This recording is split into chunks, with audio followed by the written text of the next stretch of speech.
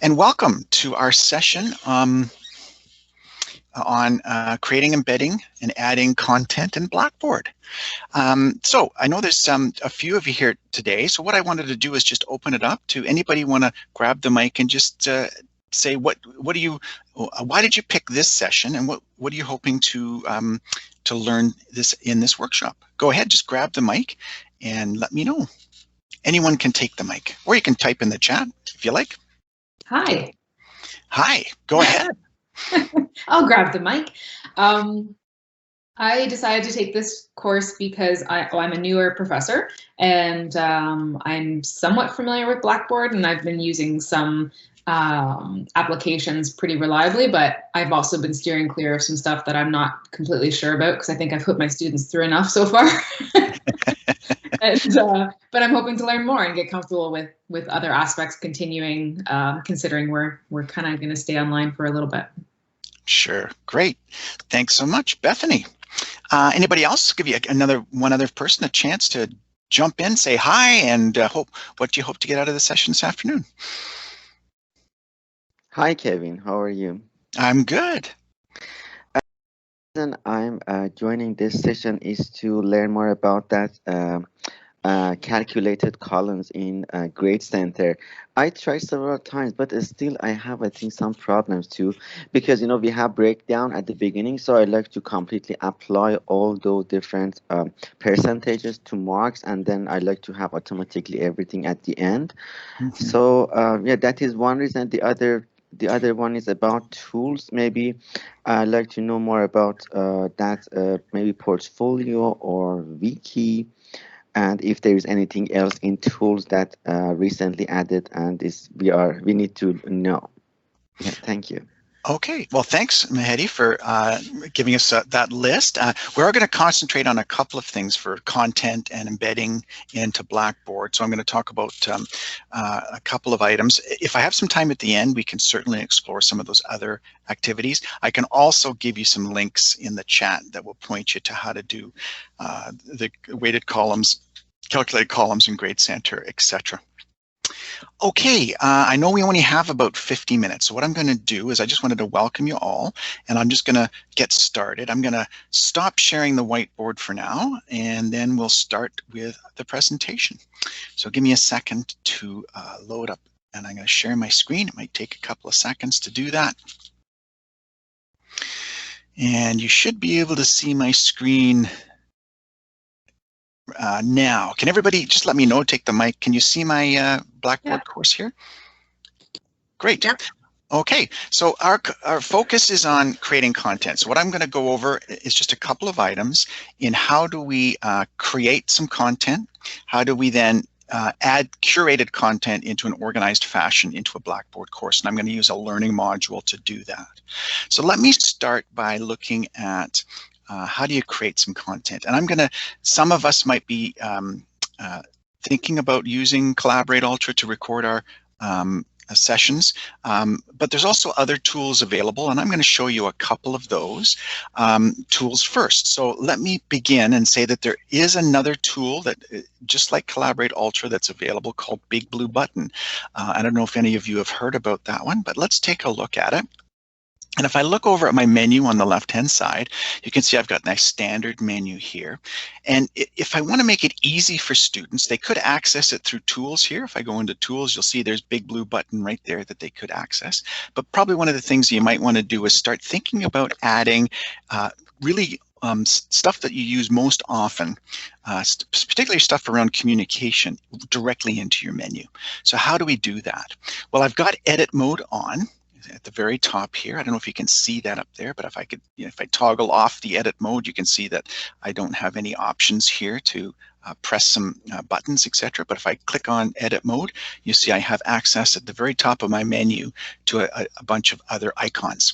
And one of them is this create or add something to the menu. And what I'm going to do is a tool link. So I just go ahead and click on add tool link. It gives me this mini web form, and I'm going to say here it's going to be Big Blue Button web conferencing. Okay, well, I'll just call it Big Blue Button for now. In the type here, you have to make sure that you pick the proper tool that matches what your name is. It doesn't have to be an exact match, but I'm obviously going to pick Big Blue Button. I'm going to make it available to users, and I'm going to submit. And what happens is it adds something to the bottom of your menu. And then I can just, what I usually like to do is drag that up so it's with my other communication tools like announcements or email or some of those other tools or discussion board that I might use. So there we go. We've got Big Blue Button now in the menu. So let's go and start to use that tool. By the way, if anything happens and you want to ask a question, feel free to jump in. I can't see the chat when I'm sharing, so please just grab the microphone. Stop me if you have a question along the way. Okay, so here we go. I'm going to click on Big Blue Button.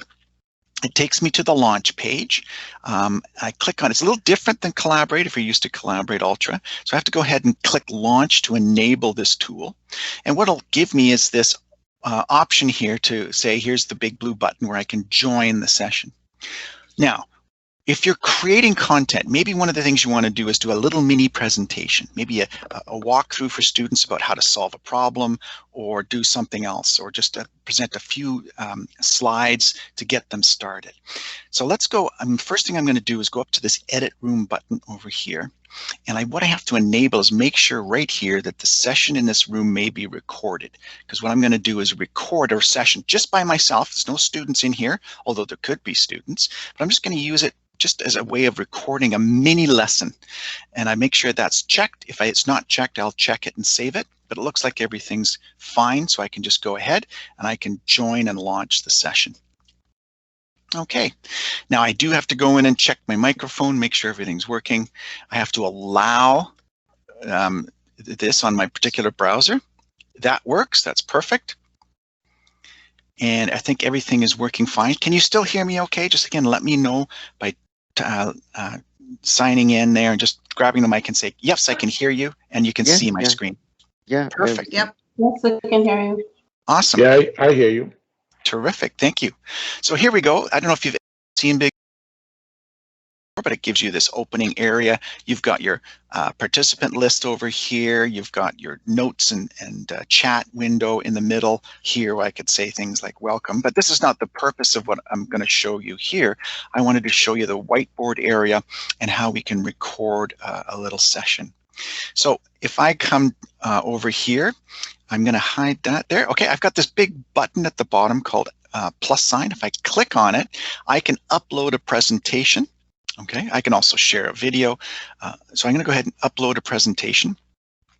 And what I'm going to do is come in here and browse my computer to find a presentation file.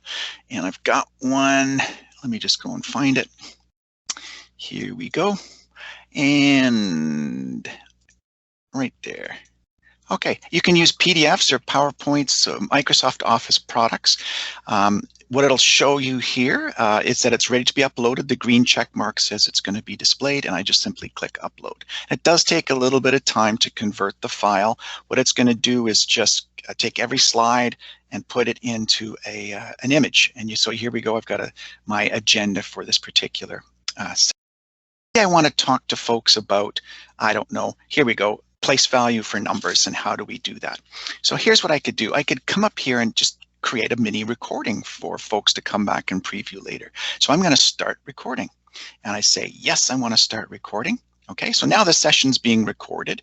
Obviously I wouldn't be talking like I am now because I might want to just refresh my memory, but I just wanted to show you that I've got some tools here like a pencil tool, and I can pick a color just like you can on a whiteboard, and I can then start my particular presentation and say, hey everybody, let's talk a little bit about rounding. So let's say that we wanted to round this number shown here to the nearest 10th. Okay, what would the answer be? So what I would say is, okay, where is the 10ths column? So, and we would talk about, well, this one here, the 5 is the 10ths column. So that's what we're rounding up to.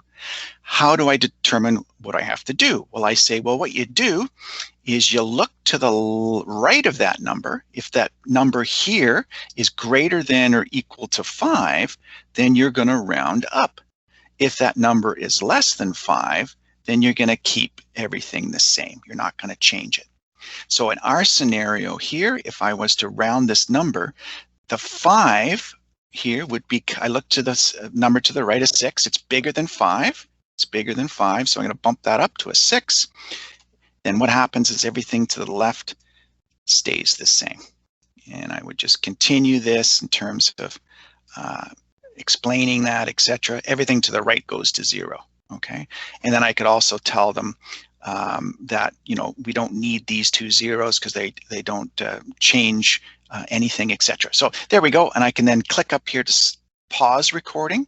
Okay, I could say yes to pause recording, and then I can, if I ever wanted to stop the recording, I can then just come out of the session. Okay, so if I'm here, I can then simply say I'm ending the meeting or logging out, and that should then capture my recording. And so I've made this little mini lesson video for folks. So let me do that. I'm just going to end the meeting.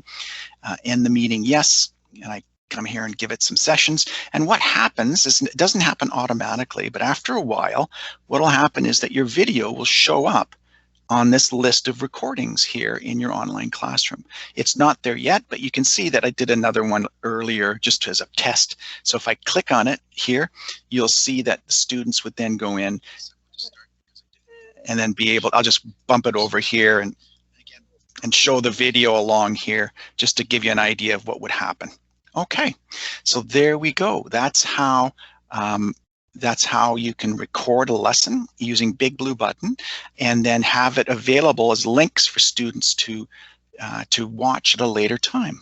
So that's one way to create some content and enable that. Any questions about that? Anybody have any? I'll come back and back out of here. So I get back to my content. That's right here. And Kevin, a question. Sure. Is there any length limitation on that video? At the moment, I'm not 100% sure of the exact limit, but it is quite large. So okay, you can go for a while. However, having said that, be careful. You don't want to record full lectures. You don't want to record an hour, hour and a half for students. They just won't watch it. So what the recommendation is, take what is the essential learning outcome for your particular content at that week or at that point in time. Narrow it down to like at maximum 10 minutes, maximum 10 minutes. Under 10 minutes, research says is better. And then just make a video about that. And then have students, once they've consumed that video, go and do something.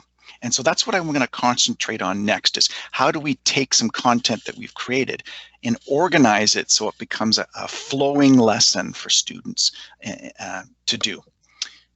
Does that, Mehdi, did that answer your question? Yeah, thank you. Yeah, great. Okay, any other questions? All right, I'll carry on. So now that we've got it's a piece of content, how do we organize this? Let me go and take a look at an example. So I'm going to go into course documents. And by the way, I don't like the name course documents. I always find that confusing. And I'm going to change that. So I've got edit mode on. I'm just going to go over to the little chevron beside course documents. And I'm going to rename that link. And I'm going to call it, something like, in my case, in my courses, it's usually weekly content. Like so, click the green check mark. And now I've changed that name to weekly content. I think that makes a lot more sense than just simply course documents. Course information is where I usually put things like the course outline, the weekly schedule, expectations, those types of things. So let's go into the weekly content. And what I've done is I've copied over from one of my courses a learning module. Let's see what this learning module includes. And I'm going to look at it from the student perspective. So I'm going to go up here to enter student preview mode. And so a student would come here and then they would see weekly content. Okay, what are we doing in week 1? And so this is a learning module. Let's take a look at the learning module. So it opens up and it's got a table of contents down here, and it's got some content in the middle, and it's got some navigation on the top right. You can navigate here, or you can navigate by the table of contents. Students can also minimize the table of contents. If they don't like it, they need more real estate, they can minimize it and bring it back. They can also move it to the bottom. So if they don't like the table of contents on the left, they can move it to the bottom like so. I'll just keep it there for now. Oops, I minimized it. Bring it back up to the side. So this is what a student sees, okay? And so the opening lesson here has some text and basic overview information. Then they go and in this case, what I've done is I've told them stop right here. Don't continue until you've gone to the getting started section of the course, because this is a week 1 thing. So I always want them to go back and say, okay, did you look at the welcome video? Go and find all that, read the course outline, the schedule. Did you go and get all that information before you come in and start? And then I provide them with some content. So here we've got a video. So you can imagine this might be the video that I recorded in Big Blue Button or something like that. This one isn't. I used a different tool, but it just as easily could be.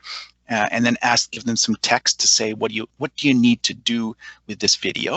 And I'm going to give them direction, not just to watch the video, but what they should be paying particular attention to as they do so. So you're actually making them watch actively, not passively. And then I might go and do things like do this activity, okay? And I'll show you in a second some other activities. Here's a little quiz that I came up with in a different tool, just a self-assessment quiz. They can do it as many times as they like, just to something to reinforce their learning. And then go through and look at another video, etc., all the way down to the end where they've given a summary checklist that says, oh, by the way, did you review everything? Did you try the getting started stuff? Did you watch the video? Did you do the quiz, etc., etc., etc.? So that kind of combination makes up a learning module. And I will summarize it, I think, here. Let's take a look at this diagram. This diagram's a lesson planning block here. And so this is one way to approach thinking about content as you're curating it or creating it and organizing it in Blackboard. The far left, with the person looking through the spyglass, is the overview and outcomes.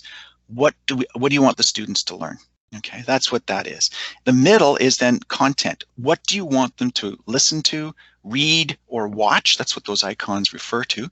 And again, we're using multiple modes of content dissemination and representation. This is universal design for learning principles, so they can listen, they can read, they can watch, etc.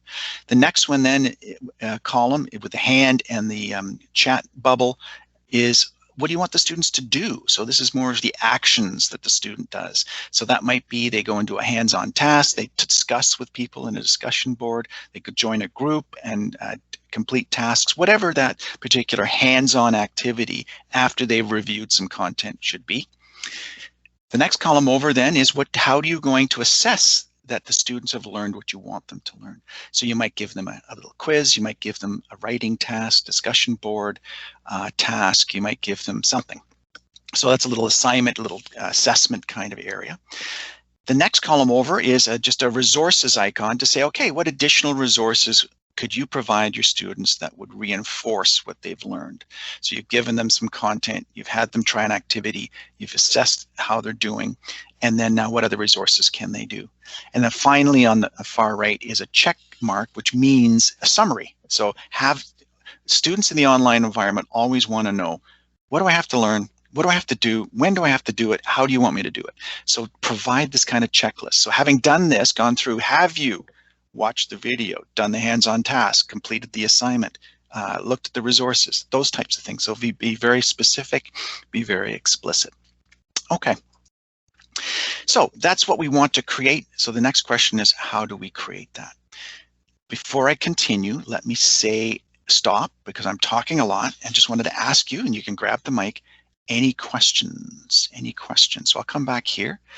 And I'm not seeing anything in the chat, but does anybody have any questions that they want to ask at this stage? Sorry, Kevin, how a student they see that table of content? Where is the place for that? Okay, that's a great question. Good segue. That's what I'm going to show you now. How do they go and see that? Okay, yeah, I'll do it right in a couple of seconds. Anybody else? So I've got Theo or Bethany. Anybody have any other questions? Ronit? Andrea? No, Theo here, Calvin. I think I will just wait. I want to see how you navigate that Blackboard by the time you actually begin to teach. So I think there's still room for me to listen and see how you navigate that aspect when you really start teaching using the Blackboard. Okay, will do. Okay, so I'll continue then. So I'm going to go back to here. And so I'm going to come out of student preview. So I'm going to exit student preview. And by the way, what I do is I like to keep myself in my own course. So I always select the second option, which is to keep the user data, just because I want to experience the course as a student as well. So whenever I write a test or whenever I do an assignment and put an assignment in my course, I'll always go back in and do it as a student, just so I know exactly what their experience is, so I can answer their questions, because there's a couple of things that are a little different from the student point of view than what you're seeing as the faculty. All right, so how do we create this particular learning module? So I'm going to go into my weekly content area. I'm going to have edit mode on. Okay, so if I don't have edit mode on, you might see it here is off. Make sure you have that on, because that gives you all options to these tabs along the top. And what I'm going to do is I'm going to build content. So if I mouse over the build content area, you can see there's a whole bunch of things we can do. Now, there is a lot, but really all you really need, and this is really all I use, is the ones that I find most useful are item, web link, and there's that learning module task option here. Okay, some folks like to use content folder instead of learning module. That's perfectly fine, but I'm going to show you this learning module just to kind of keep things. And the beauty of the learning module is it does create that table of contents and the navigation for you automatically. So let's go and build that. So the first thing to do is create the container for the learning module. So again, I've got edit mode on, I'm mousing over build content, and I'm scrolling down to learning module. I click on it, and like anything in Blackboard, it gives you a web form. You fill out the form, and then you click submit. So let's give it. So we'll call this one week 1, okay? And it might be introduction to place. Okay, I better be able to spell properly here. Whoops, introduction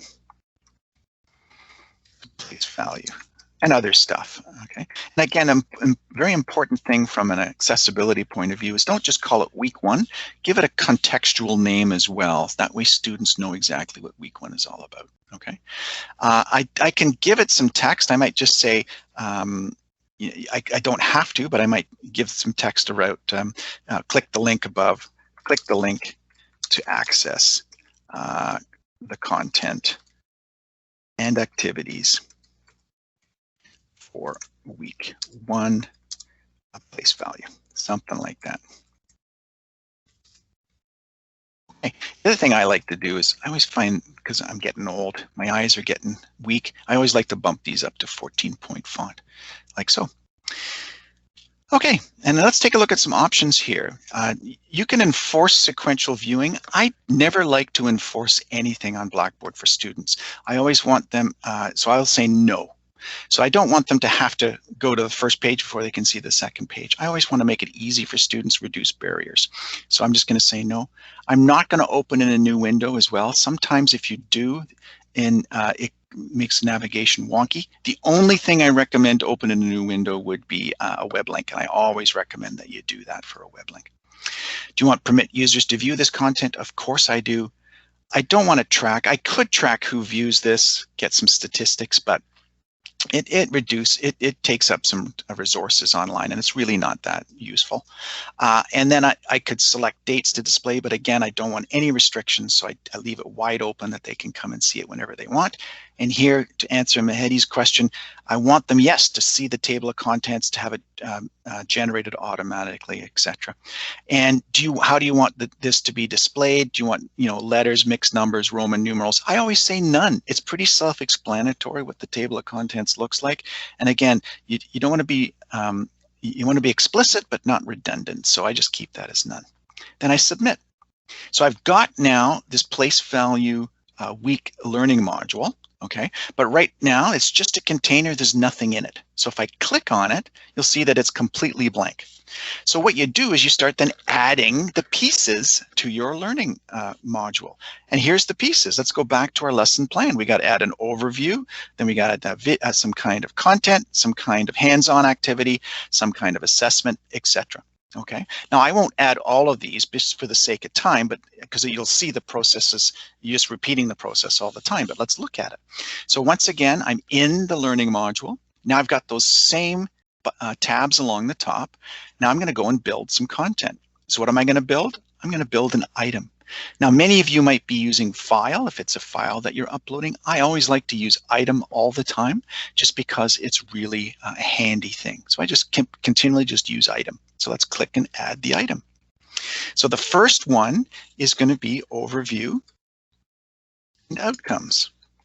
Okay, so give the students, what are we going to be doing in this particular week? Okay, and then I've got my text box here that I can add some information. Now, some of you, if you don't see the 3 layers of options, there's a double chevron over here that might show just the initial line. So if you click the double chevron, you'll get to see the additional content resources, which really expands what you can do in here. And I'm going to open it up a little bit more. Okay, now I could go ahead and type, but what I've done, and I think this is a good thing, if I use a lesson planning template, I always just go to a document here and just start writing it out. It could be a Word document. In this case, I'm just using a straightforward text file, and I'm just going to go and find what I wrote about overview and outcomes and copy it in here. Okay. Now, if you've been teaching a course for a while, you can just simply copy from one section to the other section or from one course to the other course. You don't have to repeat this process. Okay. And so now what I'll need to do is maybe give it a little bit of, spaces here. These are the outcomes. Okay. To solve problems, that's my bulleted list, like so. So I'm going to have to, do a little bit of formatting there. Like so. So let me turn this off. And there's my other outcome there. Perfect. Okay. Tell them how to navigate. And then I'll also give them expectations around time. You can expect to spend 2 hours reviewing the material and another 3 hours completing the activities, that kind of thing. Okay. So again, I like to go bigger rather than smaller font. So I'm going to bump that up to 14-point font. The other thing I like to do is give them a visual cue as to what this particular item is about. So I add icons. And so with the extra row here, I've got this ability to add and insert an image. So I'll click on that. And I'm going to browse my computer. And you'll notice that, and we have these free icons available on the Teaching and Learning site, and I can certainly give you the links to them. I'm going to go to my images here. I just downloaded them. Here's a whole bunch of icons, and I'm going to go find my overview icon, and I'm going to put that in there. Okay, open it up. So here it is. Now, in order to adhere to accessibility standards, I do need to give it a description. Okay, and this is an image of a person looking for spyglass. And I could actually say things like representing overview. Okay. Overview kind of idea. I can go into appearance here and I can adjust the dimensions if I want to. This is only 70 by 70, so it's already constrained. I think that's fine. And then I can just insert that. And now I've got my image there that shows that this is the overview and outcomes. And now throughout the rest of the course, whenever students see this, they will understand that that's an overview section. And I might, highlight the times or something like that, just to bold that, just to make sure that they're aware of that. Something like that. And then I come down here. Do you want to permit users to view this content? For sure. I don't want to track and I don't want to restrict time. I just go ahead and submit. So here we go. We've started our learning module with overview and outcomes. You'll notice that it automatically places a table of contents area in here. Okay, and then I just repeat the process to continue with my learning module. So let's go and again double check what comes next in my plan. Well, I've got to give them some I'm going to give them something to watch. I'm going to give them a video, that sort of thing. So how do I do that? Okay. All right. Well, let's go and build some more content. And I'm going to build an item. And I like to embed my videos directly in there, so they don't have to click to go out there, and so they can see them without having to navigate out. But I also want to make sure that if there are some issues, that they have another alternative way to get to that particular video. So again, I'm building content, have to give it a name. So this would be place value video. Okay, and I'm actually might want to. I usually put things like, you know, something. Watch this. Is something to watch. Here we go. Let me just spell correctly. Okay, so let's go to my, how did I write this up? Okay, so I say things like, okay, let's begin with a look at place value, etc. I want you to watch the following video, and as you do, pay particular attention to each numerical digit and the specific place and value assigned for each. So let's get the text information in there. I'm going to cut and paste that in there. Okay, good. That's it. I'm going to separate that. Perfect. Then I want to give them access to the actual video. So I've got two ways to do that, and this is always good practice. Give them the link if they just want to click on the link. Okay, so I would say something like, let me copy this in here. I would say something like direct link to the place value video. So, and then what I would do is I want to make that a link. So I highlight that and I use the option in here, insert edit link. And I'm going to paste that link that I just copied. I'm going to open this, okay, in a new window. I always like, if I'm doing a web link to videos, to open in a new window. I do, and I can give it a title. Okay, so it's going to be YouTube video. Something.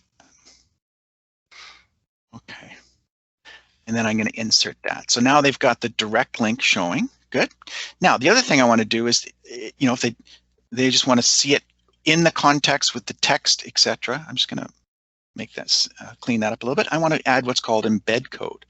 So if I have any video, I can always go in there and get the embed code, and I will show you how to do that in a second. I went and got it earlier, and it's right here. And here's the embed code. I'll show you how to get that. And so in order to do that in Blackboard, what you have to do is, you can't just paste it directly in the text box here.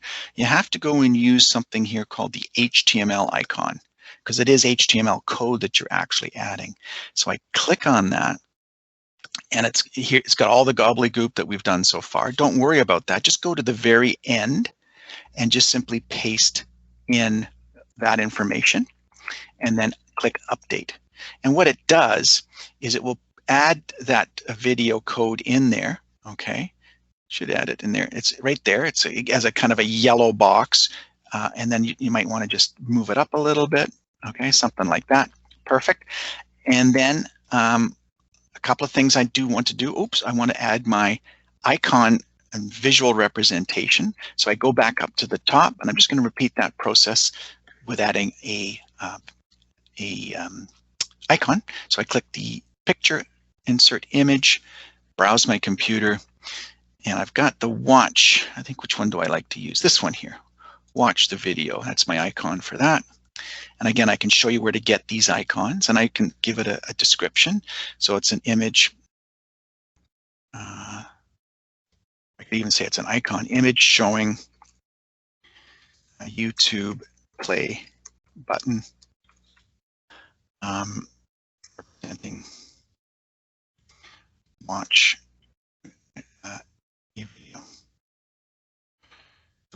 something like that. Okay, and I insert that in there.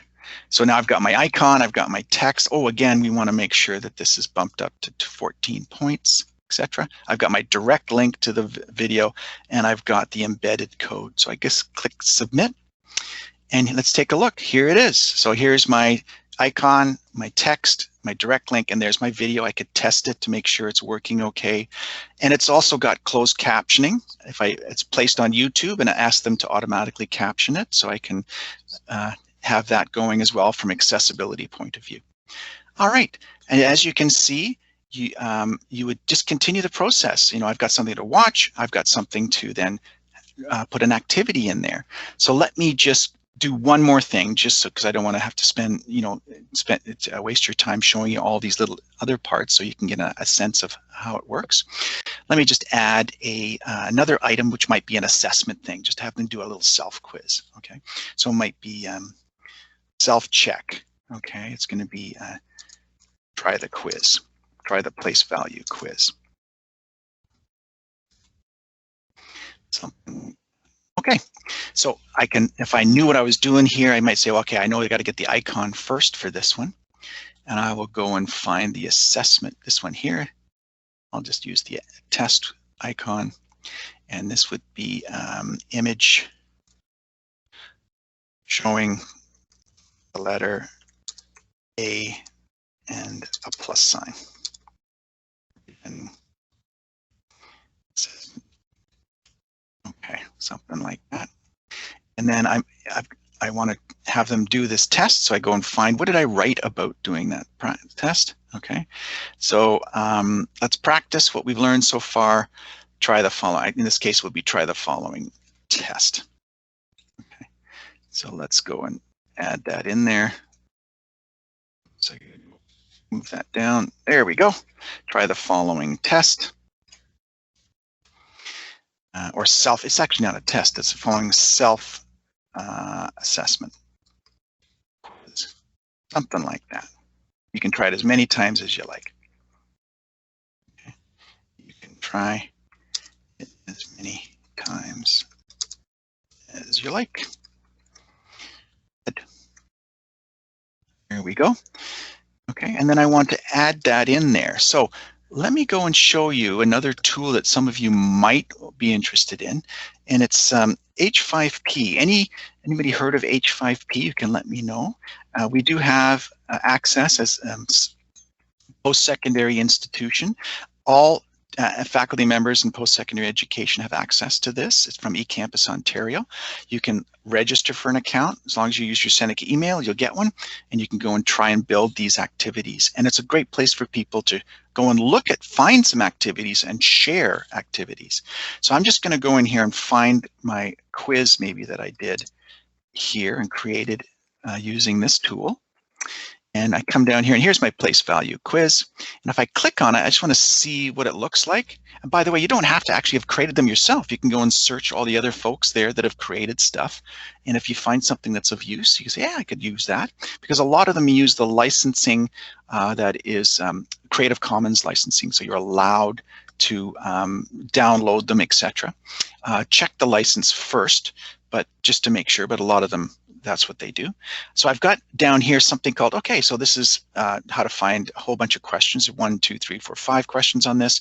I've got this embed code that it will give me right here at the bottom. So I click on that, okay, and I say, okay, here's that embed code. So I can double click on it and copy that, come back to my here, and I can go to the HTML page like we did before, copy the embed code in there, and just simply update that, and there's my quiz in there. Now the other thing we might want to do is, remember we like to get the direct link to it, so maybe I just need to find, there's the direct link up there, so I just go and copy that, come back out here and say direct link to place value self assessment quiz.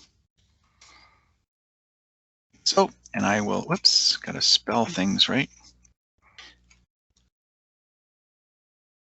So, oh, geez, here we go. Oh, one more. Perfect. Highlight that, go to my link, paste the link in there, open this in a new window. Oops. Okay, I'm going to say, okay, looks like it took a whole bunch of stuff there. Okay, it didn't take it copied something differently. I'm just going to go back and get it again. So here we go. I'm going to take that, Control C, back here. I'll do it again. Control V, perfect, that's much better. And this would be, insert that directly.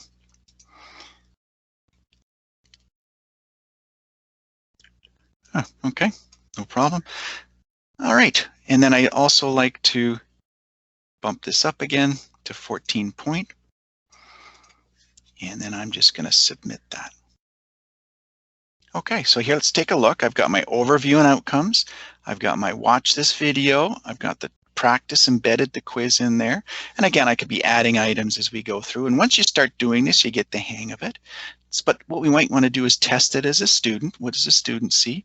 So I'm going to come up to student preview. And the student would come in, go to the weekly content, check out this learning module. And here you go. The table of contents is made directly for you. You don't have to do anything there. It's automatically generated. Then you've also got the navigation over at the top right. Go from my overview to my video. I'll check it out, make sure everything works, that the links work, over to my quiz. And there I go. I've got it working. And of course, the goal then would be to have something that looks similar to this with all of these different options, 10 items that I've added that make up the week 1 content that are based on a lesson plan that's along these lines here in the lesson block. And so I've organized and found that content. I might have created some content, etc. And there we go. We've put it into Blackboard as a learning module. Okay, I know that was fast. I know that was quick. I'm going to come back out to our area here to give you a chance now to ask questions, to comment, etc., because that was quite a bit in a short period of time. Anybody have any questions? Hi, Kevin. One quick question. Once you create the content for the week, on the agenda there, can you move them around for whatever reason if you ever needed to? Yeah, sure. Let me show you that.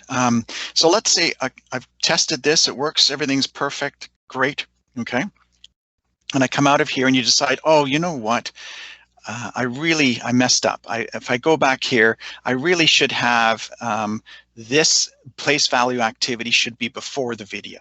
So what you can do is a couple of things. You can just go over to the side of one of these items, click and drag it, and move it above. Okay, so I've just simply moved it now ahead of the video. And the table of contents is automatically altered based on that. And you can just move things around that way. So maybe, this something else might come in here. Maybe the quiz. You want to do the quiz first, test your knowledge first, etc. So test your knowledge first, then go try the quiz, then do another retest, that kind of thing. So you can certainly move things around after the fact to get a different way the flow of it will be a little different. Yeah. Thank you. You're welcome. Okay. Kelvin. Yep. Kelvin? Sorry, there was something that caught my interest there. It has to do with the H5P. Okay. I don't know. I don't mind if you want to take us through it, how to build the content for quizzes, or how we get the content for quizzes for different courses as well. Is it possible? Sure, I can show you at this stage. I know we won't have enough time in the time remaining because we're going to be finishing at 2:20 to allow you to get off to your other workshops. But let me show you where you can get started. Okay. Okay. So I'm going to go over here. So what I would suggest you do is go to Google. Okay. I did that already. I set up an account. Oh, you've got it. Okay. So when you go there, you'll find here's the H5P Studio, and once you log in to it, now I've got to remember my login. Oh. So hang on one second. I have it here somewhere. I've got it. Haven't used it for a couple of weeks. Okay. Okay. Oh, here it is. Perfect. Okay. Got it. Cross your fingers. Yeah, fingers crossed, Kelvin. So here we go. Okay. There we go. So now I'm in, and here's all the things that created so far and the different activities. So I go over up here to where it says create. Okay. And then I click on it, and you've got access to all of these different types of activities: interactive video, course presentation, question sets, draft, image spots, a lot of different activities that you can spend a long time in here looking through the different types. If you find one that you really like, okay, and this is what I think probably would be, go to the catalog, okay, and if you find something that really says, oh, that's a great thing, Okay, so here I've got this particular quiz set here, and if I like that quiz set, okay, and I can probably go in there and look at, what is the reuse, okay? So see here, the person allowed reuse for this. So if I click on reuse, I get a file which will create, I can import into my own area, okay? I can download this file or just simply copy the content, okay? And then when I go into create, and I have to make sure it's the right same kind of activity, it's a question set activity. So if I go back to create, and then I decide I want to create a question set, here, okay, and then what I can simply do is go up here and paste in that other activity, okay. I can just simply, and so it'll give me the framework, all of the different things that I can just go then maybe tweak some numbers, tweak some things. So that's a great way to start with H5P, is find somebody else's stuff and import it directly in there. And then then just spend some time with the tutorial. They always have a tutorial at the very top for each activity, and they always have an example. So you can go through the tutorial and the example, and then start to add the different, here's you're adding different questions and all those kinds of things. So it takes a little bit of time for a learning curve, but once you get the hang of it, it's great because you can, and if you use question sets a lot, you can create one question set, and you can then copy it to another one and duplicate it, and then just change things around, for the different questions. That's a good way to look at it. But do use the catalog to review what other people have done. What I find is the really useful ones, I'm going to come out of here again, is a course presentation is really good, okay? Because you can do things like, show a video and then have a quiz right after the video, that sort of stuff. So there's obviously the question sets are good, drag and drops are good, those kinds of things. So just spend some time looking at it, but it's a really great tool, and it provides you with the embed code, and it also allows you to share. Okay, and that I think is a real benefit. And you'll notice that the licensing here, all of these Creative Commons licenses, so you can use it it's not for non-commercial purposes and share alike. So it's people giving up and contributing to the content for education, which is great.